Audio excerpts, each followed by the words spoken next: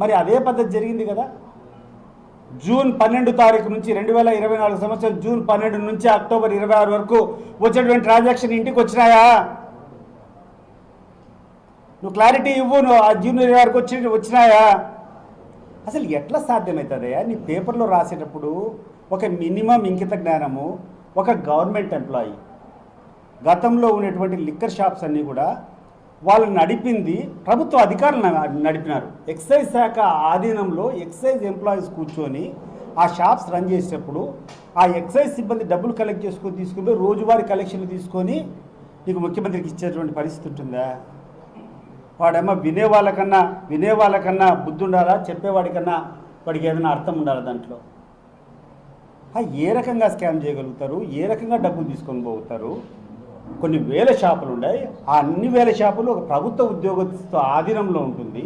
వాళ్ళ దగ్గరికి వస్తాయి డబ్బులు, వాళ్ళు తీసుకొని వచ్చి డబ్బులు ఇచ్చేటువంటి పరిస్థితి ఎక్కడైనా ఉంటుందా? ఒకవేళ అట్లా వచ్చినంటే నీకు జూన్ 12వ తారీఖు నుంచి నీకు వచ్చే డబ్బులు అన్నీ ఎక్కడ చేసినా ఆ వివరాలని ఒకసారి చెప్పు నువ్వు. రెండవది ఏంటి మాట్లాడతారంటే ఆన్లైన్ చేసేదానికి యూపీఐ ట్రాన్సాక్షన్స్ చేసేదానికి అవకాశం ఉన్నా మీరు క్యాష్ ఎందుకు కలెక్ట్ చేసుకున్నారు అని చెప్పి ఒక వితండ వాదన. నేను ఏమైంది ఎందుకు దీనికి అని చెప్పేసి అప్పుడున్నటువంటి ఎక్సైజ్ అధికారులు నేను కొంచెం క్లారిటీ అడిగా, ఎందుకు ఈ నిబంధన పెట్టారని. ఏం లేదు సార్, అప్పుడు షాప్లోకి వచ్చి ఈ యొక్క ఎవడైనా వినియోగదారుడు కొనుక్కోవాలని చెప్పి ఆ స్కాన్ కొడితే యూపీఐ ట్రాన్సాక్షన్ కొన్ని సందర్భాల్లో వాళ్ళ కట్ అవుతా ఉంది, మాకు చేరడం లేదు. మేము అతనికి డెలివరీ, ఎందుకంటే మా అకౌంట్లోకి అది వచ్చినట్టు మాకు చూపించినప్పుడు మేము డెలివరీ ఇవ్వలేకపోతున్నాం, ఘర్షణకు దారి తీస్తుంది.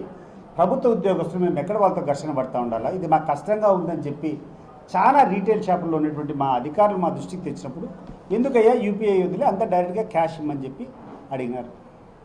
దాన్ని రాద్ధాంతం చేసి క్యాష్ అంతా తీసుకున్నారంట. క్యాష్ అంతా మూటలు తీసుకొని పోయి ముళ్ళలు తీసుకొని పోయి చేశారంట. Is it possible?